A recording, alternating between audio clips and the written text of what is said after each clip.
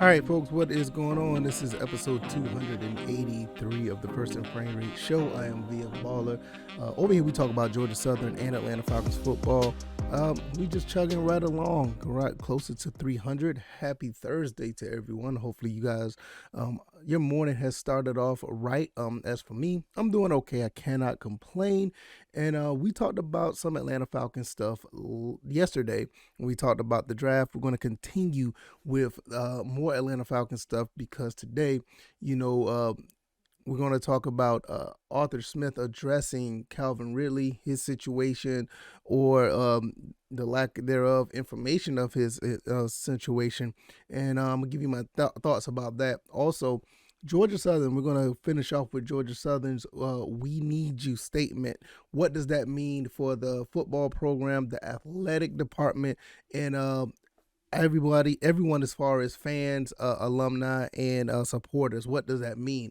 And what direction should that go as far as what they're trying to accomplish? So it is a lot to unpack today, but I think it's something that not much that we can't break down and discuss. So hopefully you guys will hang around for the entire episode. That will be great. If this is your first time here, welcome. If you're on the YouTube side, this is where I mainly do the visual or the video side of the podcast. And if this is your first time here, once again, hit the like button, share this video, subscribe to the channel if you haven't already.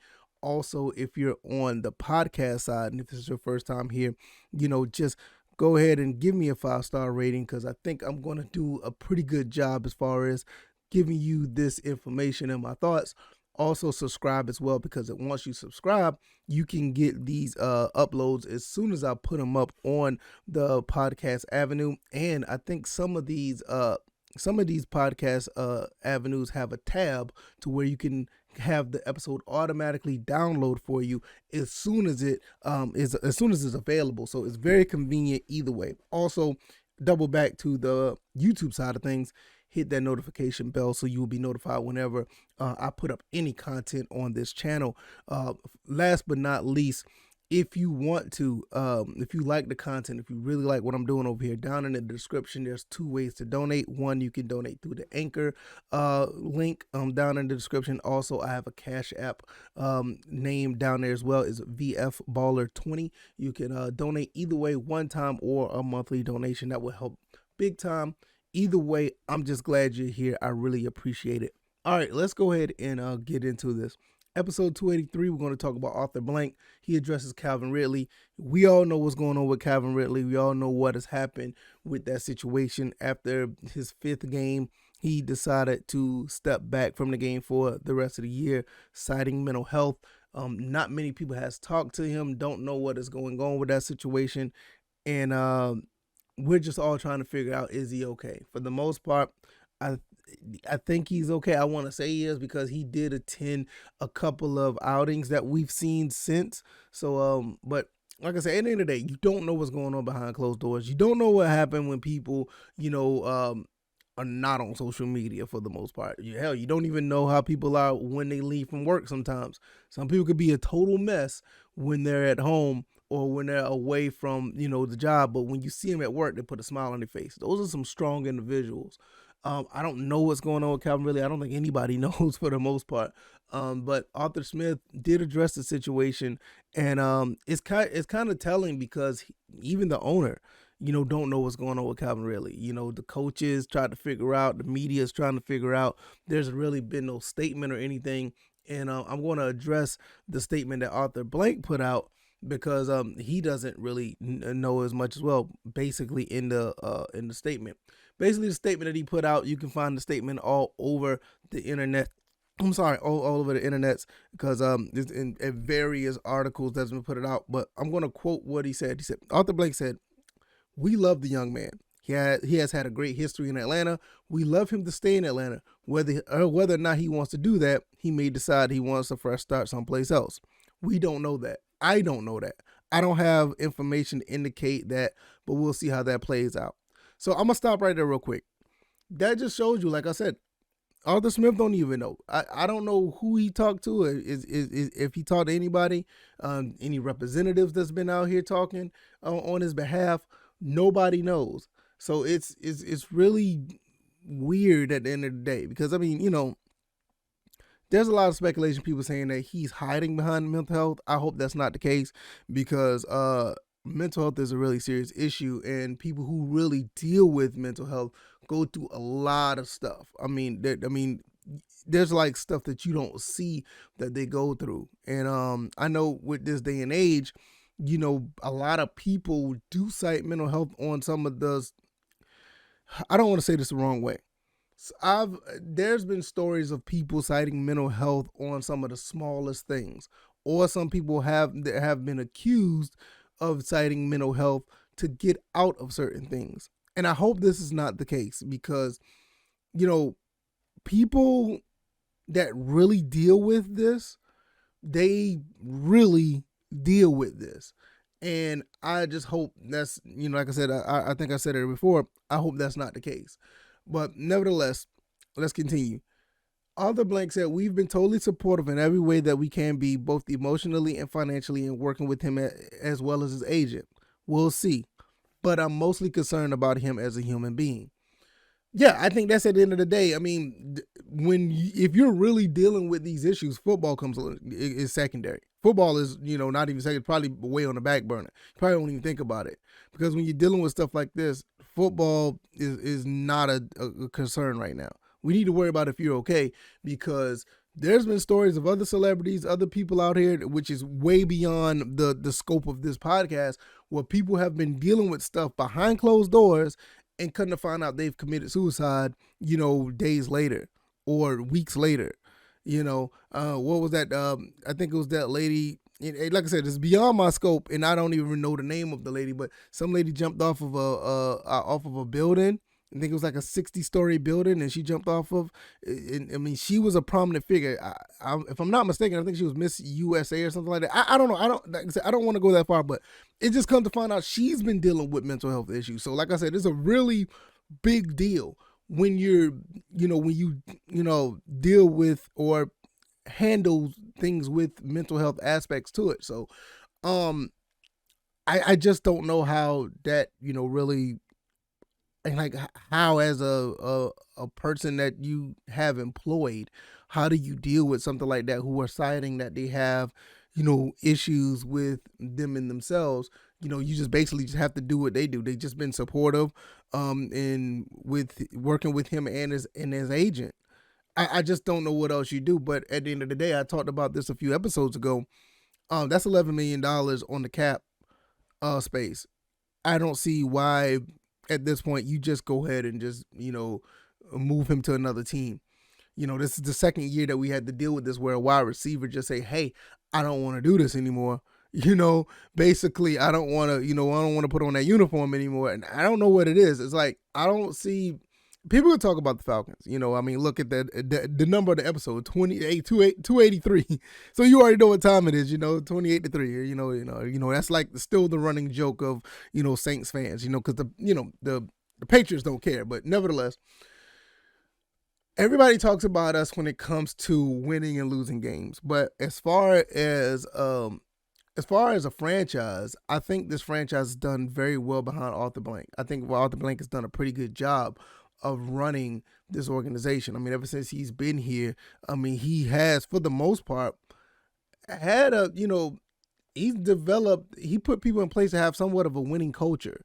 I mean, even with, the old coach Smitty, he did what he could do. And then, we turned back around and, we had a couple of years, and then we had Dan Quinn. Dan Quinn did what he could till he can't. Now we have Arthur Smith. So we've had some success, NFC Championship, Super Bowl, winning season, finally had a back-to-back winning season. So since, Arthur Blank has been around, it's been somewhat of a winning culture here. It's just that the games that we lose are we lose games in the worst way, basically.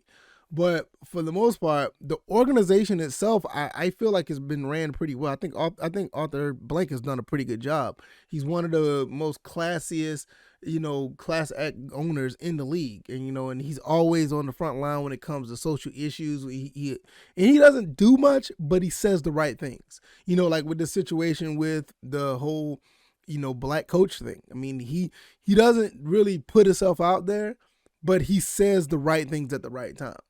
And he just goes on about his business, which is very,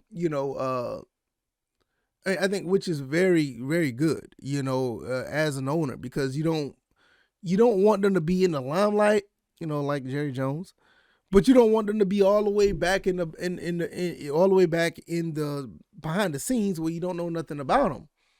I mean, we didn't hear much about this, the owner of the Dolphins until the scandal came up, but you don't want them to be all the way up in the limelight, but still, I mean, even way back, I know some people may even talk about this, even back in the Michael Vick days, we were trying to make a winning culture, and Arthur Blank was a part of that, and he done, and I feel at the end of the day he done right by circling back and bringing Michael Vick back into the Atlanta Falcons ring. I think that was pretty cool, but at the end of the day, what do you do with this? I mean, I think Arthur Blank is going to step back and let Terry Fontenot and company do what they do, and I think for the most part, I think these guys are going to get it right.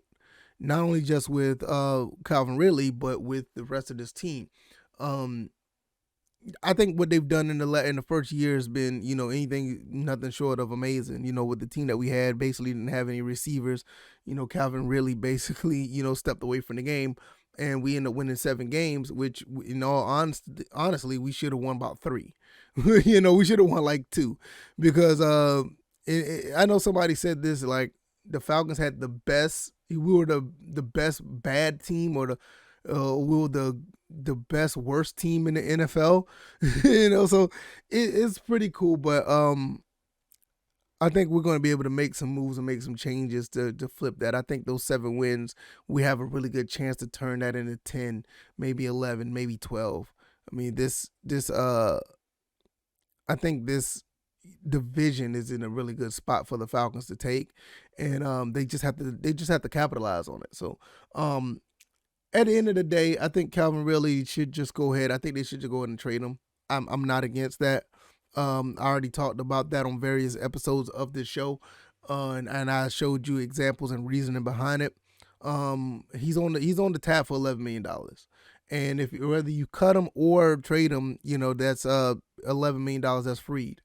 And there's no dead money situation like it was with Julio Jones, and it's just much easier to do so. You just don't know if he comes back, he may do this again. Then that's another $11 million that you basically just handing to him, and he's not producing. He's not playing football for you. So I really feel that just go ahead and move on with him and let him go somewhere. Maybe he'll flourish. Maybe he'll play for the other team. It would be a really bad look if he does go to another team and pull this again. That'd be pretty crazy. We'll see. We'll probably move into another AFC team, just like the Julio Jones situation. But we'll see. Shout out to Arthur Blank being a class act. Hopefully, and also hopefully Kevin really overcomes whatever he's going through, because mental health is no joke. And that'll be hopefully it just turns out to a good story ending for everybody. Whether you are, the Falcons trying to move on and make and turn this into a prominent franchise that is used to winning again, because we have 4 losing seasons, so or we turn around and or Calvin really goes somewhere and he's be able to flourish as a football player. So that'd be all. Either way, that'd be awesome. All right, let's go ahead and jump to the next topic. If you like this content, like I said, hit the like button, share this video, subscribe to the channel. If you like this podcast, go ahead and give me 4 stars, 5 stars on the star rating, and subscribe to the podcast. I really appreciate it if you like this content. All right, let's go ahead and talk about the Georgia Southern football "We Need You" statement. What does this mean? Hashtag we need you. We saw this all over the Twitter space. If you have been following Georgia Southern football, or you may have seen it trending. I'm not really sure. I don't follow and see what is trending on Twitter, but a lot of people talking about this and what this means. The we need you statement. Basically, it is trying to find a way to change the course of Georgia Southern athletics based on what they said on the ticketing website of Georgia Southern, gseagles.com. This is a really big deal because things are changing over here at Georgia Southern. Basically, we are put in place for definitely a winning culture in all aspects of athletics, even going into the rifle team and the tennis team. Basketball is trying to do some things. Great job that Coach A.G. Howard is doing with the women's basketball team. Good job. Brian Berg is still trying to find his pieces that whatever he can put together for the men's basketball team. Like I said, the rifle team, the tennis team is doing pretty well. The men's golf is doing great. I saw them do some good things last year. I think they won the Sun Belt, I think. So it is athletics in general is doing good. But right now, when football season is start to take off with spring practice, there was time to put this out here. The we need you statement, basically evaluating on ticketing and parking, how things are going to change. I'm not going to get too far into this because I'm not going to say I'm going to get too far into the statement because the statement can be a little confusing. I'm going to be honest. I was reading this over and over again with the whole ticketing modernization and the pricing and the parking selection. I was kind of confused at reading the statement on the website. I know some people may understand it. They better understand it better than I do. But I want to give you somewhat of a breakdown in, layman's terms, because I was looking at it and I'm like, I'm looking at the changes. I'm looking at the affordable pricing or whatever the case may be for people who are doing seasonal or season tickets or seasonal parking. And I kind of got it. And I'm going to be honest with you, I really didn't understand it. So I went to other websites to try to figure this out. So I went to Yahoo News, where Nathan Dominance from Savannah Morning News basically broke it down, and it makes sense. So I'll have that link in the description so you can check it out. And basically, this is what it says. I'm going to read it for the most part, not verbatim, but I'm going to read most of it. There are going to be a lot of renovations and facilities. It's going to be changing. We're going to have an indoor facility. They're going to be doing the Jack and Ruth Ann Hill Convocation Center. They're going to be changing some things there. So they basically, Georgia Southern announced changes to ticket pricing, seating, and parking at Paulson Stadium. They call it modernization. The changes in parking, for example, are necessitated by the construction of the indoor practice facility, like I said, neighboring Paulson Stadium. The indoor practice facility, which will be used by multiple Eagle programs, will reduce available parking. So there's going to be less parking. They're losing about 540 parking spots on the water tower side of the main grass parking lot. So like I said, that it was explained more on the website, the gseagles.com ticketing website, which it was explained to me. Personally, I don't think it was explained well on the website. That's why I'm over here on the Yahoo News side. Like I said, I'll put the link down in the description so you guys can see it, or you can look into it. While designs, documents, and budgets are being finalized, we expect to bring us some additional parking back online. Obviously, I feel like they'll be able to give more parking back the following season in 2023. I can see that, because once the construction is gone, all that stuff's going to be taken out, and there's going to be other ways to have better parking. So I definitely could see that. All parkings for 2022 football season will be reallocated based on priority point ranking. No parking spot locations are guaranteed from previous seasons, even if the construction does not affect the ticket holder spot. Now, I don't like that. I kind of understand it, but I don't like that, because if you hold, if you're paying for this, you would think that it'd be guaranteed. I think that's not cool. Now, me personally, every time when I go to a game, we basically park away and we drive. We take the bus to the stadium, or I don't know if they still do this. I know we've done this in the past, but we didn't do this last season. We'll get a parking space like at the bar across the street or somewhere close to the stadium, we'll pay the extra parking. I know some cases they've been charging $20-$25, which I don't mind. Pay that and walk across the street to Paulson Stadium. I've done that. Me and my wife, we've done that a couple of times when we went to the game. So I'm not.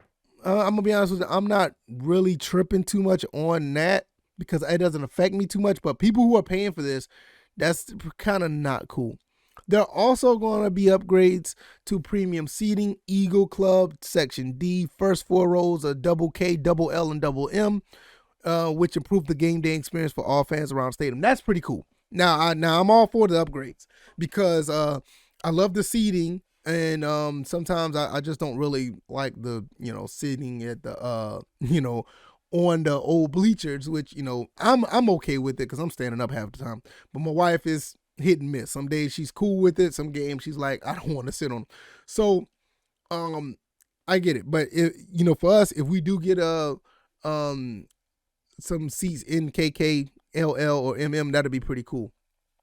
Price points on tickets. I think tickets are going up a bit. There are 13 different ticket options now. Cost range from totals of $80 to $975 for Eagle Club seating when combining per seat contribution and the season ticket price. So I'm not sure if this is per game or whatever. I have to go back and look. I'm not sure if it's per game or whatever because most of the stuff here is basically for season tickets for the most part. Per game, I usually get a pretty decent price on certain games, but it says seat contribution. I'm looking here. C&E $80. That sounds about right because that's usually what around the price I usually pay anyway. So I usually try to get seats between C and E for the most part. I don't like to sit on the visitor side. So usually I just try to get seats over there. So C and E around that side. That's pretty much season ticket price is $145. Okay, and the total cost per seat. So I get it. So that's gonna be really pretty much average where it usually be. It's going up a little bit, so that's not too bad. Per seat contribution is a minimum amount required to the Georgia Southern Athletic Foundation to purchase ticket in a designated section. Our previous system was a mixture of bulk seat per seating prices. That was less advantageous for those purchasing fewer seats. For example, in the past, minimum contribution was required in each section whether you had 1, 2, 3, or 4 seats, and then it turned to a per seat model for anyone with more than 4 seats. Our new model fully transitions us into a per seat model, which is easier to understand and fair for everyone. Okay, so all right, I get that. So I'm not gonna go too much further into that. For the most part, I get what they're saying. And they're basically trying to simplify bulk seating for people. And there's going to be, I guess it's a slight uptick in prices. So I get it. I think right now, these figures that they're trying to put out, they're in the pricing, they're saying they put us in 10th out of 14 schools that Sunbelt expands its membership. So they're still not really up there in the price as far as the rest of them. So that's actually pretty impressive. I'm going to say this before I close. Basically, a lot of people are not really, happy with the prices. I've seen on Twitter a lot of people are basically saying that the prices are going up and they have to pay a lot more. I'm going to tell you this. This is not on the fans per se. Georgia Southern, what Coach Helton is doing, football is king at Georgia Southern. Now I talked about all the other athletics and they're doing good, but coach, this is on the coach. This is a really big deal on Coach Helton. And I'll say this, the football program is going to have to win.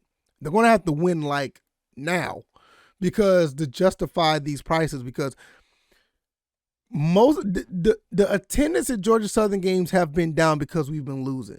And coming off of a 3-9 season and bringing this to the forefront, you're going to have to win now. And there's a lot of pressure on Coach Helton and his staff. Now, they put together a great staff. They've been recruiting very, very well. But money can be an issue for people. I don't mind, going to a few games. I would like to be a season ticket holder and go to every game. But unfortunately, even with me doing this podcast, I do have a second job and I work on some Saturdays. I've made a call to 1-800-GSU wins to look into this type of ticketing, and they have ticketing for certain games you want to go to, and I'm going to go. The Ball State game I'm going to be to. I'm going to be there. The Appalachian State game I'm going to try to get to that as well. There are some away games I want to go to as well. The UAB game is one of them. The Georgia State game is there. So I'm trying to go at least 4 games. And I get it. I want my money to be well spent. I don't want to go. I'm just going to be putting it out here like this, like straight up. I don't want to go to a game and see another Gardner-Webb game. I don't want to go to those type of games. I want us to be competitive in the games that we should be competitive in, like our Sun Belt counterparts. And I want us to blow out teams like a Gardner-Webb. There's no reason why that game should have played out the way it played. But like I said, that was a whole different regime, and I get it. I get what was going on. But coming up for 3-9 season, this is a tall task for Jared Benko. Now, I don't get me wrong. I trust Jared Benko. I love what he's been doing since day one, since he walked in the door. Unfortunately, Chad Lunsford was not his guy, and this is one of the things that I thought about when the whole thing went down last year. I was like, okay, wait a minute. This is not Jared Benko's coach. It's not the guy that he I ain't gonna say that he wants, but you gotta understand, there's not much of attachment to him. Jared Benko brought his guy in. He bought, the basketball coach. He brought him in. I'm not sure if Coach Howard was here before or after Jared Benko, but she's doing a phenomenal job. The baseball team's always been good. So I'm not, I don't even need to talk about the baseball team. They're second to win they're second in the Sun Belt, which they're projected to be second in the Sun Belt, which is pretty good, but I think they can win the Sun Belt, so hopefully. So he's done a really good job. But when you have total expenses, which is also pretty good, is in the middle of the road, $29.5 million, which is 7th in the Sun Belt from 2019 to 2020, and it goes down to 28.9, which 2021 was a weird year because of the virus.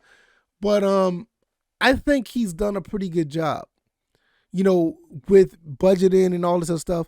But when you want to raise prices and don't give people guaranteed places to actual park, and you want us to come out and support this football team, there's a lot riding on Coach Helton. Now with what he's done so far, do I think he can he step up and make it happen? Of course.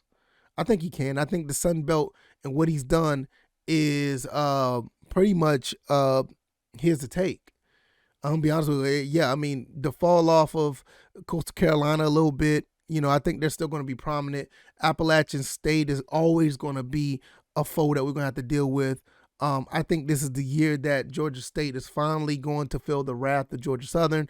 I don't think that, we're not going to be sitting here and look at them as a little brother or take them for granted. I think we're going to play them seriously. And with the talent we have, I think it's going to be one of them situations where we basically going to have like a 38-10, type of game. Like that game they had in Paulson where their quarterback, Ellington, was trying his best to play on one leg, which he should not have, but it wouldn't have made a difference anyway. Our team was just too good that year.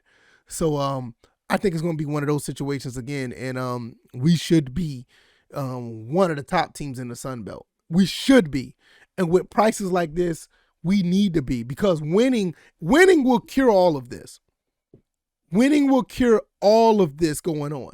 So if we could get to the point where we're winning games, all of these prices won't matter because people are going to come to watch a winning program.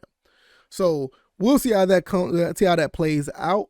And I'm still kind of worried about the parking situation, but the ticketing, I don't necessarily have a problem with the tickets going up per se, because if I want to watch football, I'm going to watch football. If I want to go to a game, I'm going to go to a game. So like I said, I'm trying to go to the Ball State game, Appalachian State game. I'm trying to go down I-20 because I live like not too far off from I-20.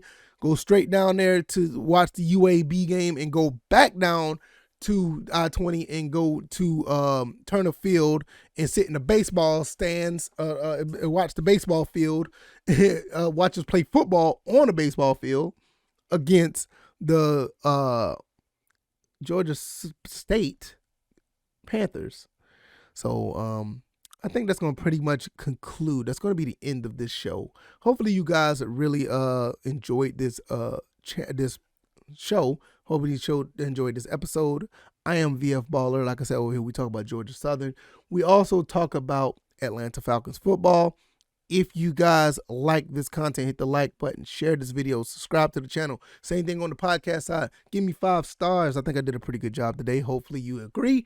And give me 5 stars on the Apple iTunes avenue. Also subscribe to the podcast where you can continuously get this type of content. Georgia Southern, Atlanta Falcons football. Also, if you really, really like the content, give me a small donation, whether through my Cash App, VF Baller 20, or you could hit the Anchor link down there in the description as well. Give me a donation, whether it be single or monthly. I think they do single donations over there on that avenue as well. I'm not sure, but nevertheless, I'm about to get up out of here. Thank you guys. Enjoy the rest of your Thursday. I will be back tomorrow to wrap up the rest of the week. Hopefully we have another couple of good topics to talk about, and I'll see you guys then. You guys be good. You guys be easy. You guys be blessed. Enjoy the rest of your day. All right, y'all. Peace.